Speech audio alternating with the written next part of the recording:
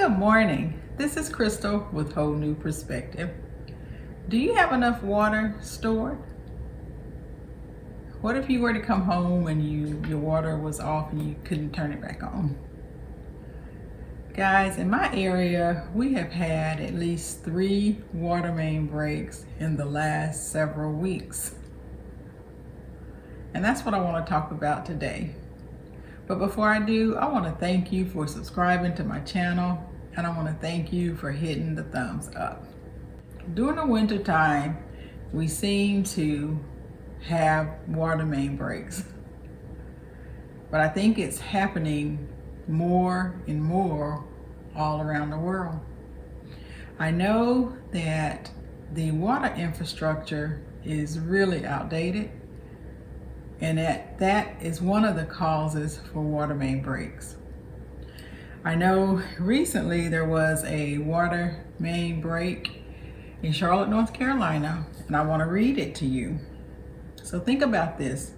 The water outage caused grounded flights, operations issued at Charlotte Douglas International Airport. The flights were temporarily grounded after a massive water main break.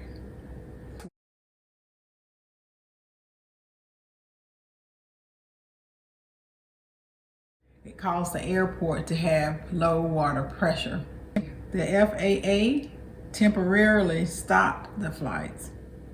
Inside the restrooms and restaurants, they were closed due to the lack of water. Flight crews were warning passengers to use the restrooms on the planes before deboarding. There was a passenger on the plane, he talked about it. He said that they were told that there was no water, use the restrooms before you get off, and that they were not allowing any more planes to land. Now, he went on to talk about never experiencing an airport being closed because of lack of water, but that's what happened. But it appears that they didn't keep it closed for long. They resumed flights, but they had already canceled flights and they had diverted planes to different airports at that time. They said that it was a historical water main breakage and half the city was without water. One of the things that happened with us, we were put under a boil water advisory. And one of the things they said was if your water pressure was low, then you needed to boil your water. But if you weren't home, I don't know if you would know if your water pressure was low or not. And one of the things they said was only boil it for what they consider to be human consumption. So for human consumption, like drinking water, making ice, washing dishes, brushing your teeth, those sorts of things. But they said you didn't have to worry about taking a shower, that you would be just fine. And of course, if your water was discolored, then you would just need to run it long enough for it to clear up. Well, so my question really is, do you have enough water stored if you were to be without water? Now, I do have a Berkey that will filter water, but you have to have water to go in that Berkey. So one of the things that you need to do is to go out and get your water secured. Now, if you're purchasing water bottles, I do know that some stores are limiting the amount that you can purchase. So get as many as you can and just continue to go and get the water. If you have the 55-gallon drums, the 5, 7, whatever you have, even if you're reusing water bottles, just go ahead and stock up on your water now. You never know when your water is going to be off. So the way things are right now, go ahead and get your water secured.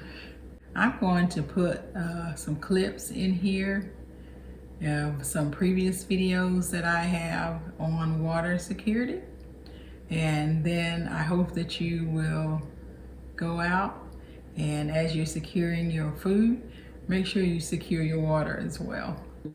What if your water were suddenly cut off, or you got a call that it was contaminated. Would you be prepared? So I'd like to talk about some ways that you can prepare yourself should this happen. We see it happening every day. Water's being cut off, the water main breaks. It may be temporary, but it's still inconvenience if you don't have any water in your house. So how can you prepare for that? There's several ways. Some people use rain catchment systems to catch water in, and they will use that to drink. There are 55-gallon drums that you can use. I use a lot of containers like this. This is 7 gallons, but they make it in 6, 5, 4, all sizes. There are certainly the cases of water. And then there are all sorts of ways that you can reuse containers. This is a juice container. There are vinegar containers. I use my canning jars. Sometimes I will put a canning jar in when I'm canning and I have an extra space and just need to fill that space, and then that helps to purify that water. This isn't purified, it's just empty canning jars. I don't can with this one, but empty jars that I use and I just keep water in them. FEMA says that you should have 1 gallon of water per day per person, and it says for several days.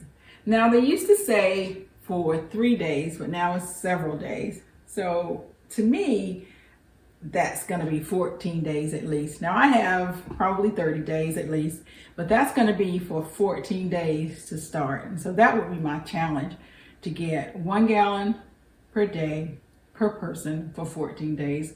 Now some do say that that's just not enough, because you're going to drink 1 gallon of water, and then you're going to need another gallon of water to wash up with, to cook with, and those sorts of things. So they say you need 2 gallons of water per person per day. So just start where you can and start now. Whether you're buying water or you are storing it in some reusable containers, start right now. And there are several ways that you can treat water should you have to get water from the creek. Should your water be contaminated? Should you have to get it from the lake? Different places, there are ways to treat it. Well, if you're getting your water from your tap, usually they're going to ask you to boil that water. And you want to boil that water at a rapid rolling boil for 1 minute. And then you're just going to let it cool down, and it should be fine to drink. Then one of the other ways that you could treat it is with, this is Clorox, and you would use 1/8 teaspoon per gallon to treat that. And then you see I do have all these purification tablets, different types of tablets and granules. I even have pool shock here, and you can certainly treat it with pool shock as well. I have my Sawyer Mini and my Life Straw, and I have a Berkey sports bottle, all of these filters, and you could use this to drink right out of the creek if you needed to. And then I have a Berkey, and I have several filters inside of my Berkey that will filter. The Berkeys will filter just about anything. And if you just go online and look up the Berkeys, you'll see everything that they filter. But if you're gonna filter creek water, lake water, please make sure that you have extra filters. And you should have extra filters anyway. So make sure that you have that, because you'll need to change those filters out regularly. I want to talk about using reusable containers. So if you use reusable containers, you want to make sure that you check it. I'll tell you that these reusable bottles, as well as these, I'm going to check them every 6 months. And I'll tell you why. Several years ago, I had a water bottle that it was similar to a milk jug. So it was a jug, and I went to pull that out. It was several years old, and I thought, okay, it's time for me to get this out and use this in my garden, and then I'll refill it. So when I picked it up, it was empty. So for me, I just don't want to take that chance of thinking I have water when I need water. So I'm going to check this water every 6 months. I'm going to make sure that I don't have any leaks in any of these reusables. And even these, sometimes they're going to leak as well, depending on the brand. And it may not be, sometimes second quality things come out and you end up with it and you just don't know it. And I'd hate to think I have 7 gallons of water here and I don't have any. So I'm going to check these every 6 months just to make sure that they're full. So as you're going about and securing your food, please make sure that you are securing your water as well. So thank you guys for coming along with me as we talk about the importance of storing your water.